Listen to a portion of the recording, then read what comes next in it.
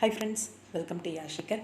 நம்மளோட ஜீ தமிழில் வந்து ரொம்பவே பாப்புலரான ஒரு சீரியலில் நடித்த நடிகை. கொஞ்ச நாள் வந்து ரொம்ப கேப்புன்னு தான் சொல்லணும். எந்த ஒரு சீரியலும் வரல. என்னடா இது சீரியல் எதுவுமே வரலையே அப்படின்னு சொல்லி பார்த்துட்டு இருந்தோம்.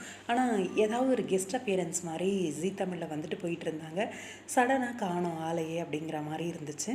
இப்போது நியூ என்ட்ரியாக சன் டிவியில் ஒரு சீரியலில் வந்து என்ட்ரி கொடுக்க போகிறாங்க.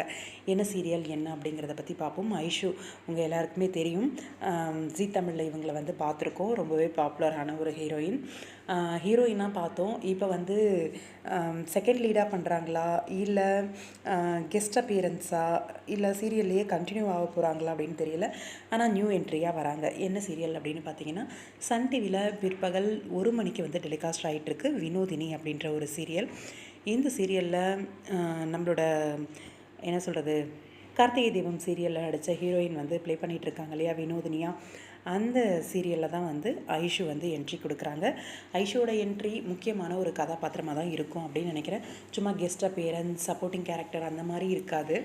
பார்க்கலாம், வெயிட் பண்ணி என்ன அப்படிங்கிறத பற்றி சீக்கிரமாகவே சீரியல் மூவ் ஆகிறத வச்சு கண்டுபிடிச்சிடலாம்.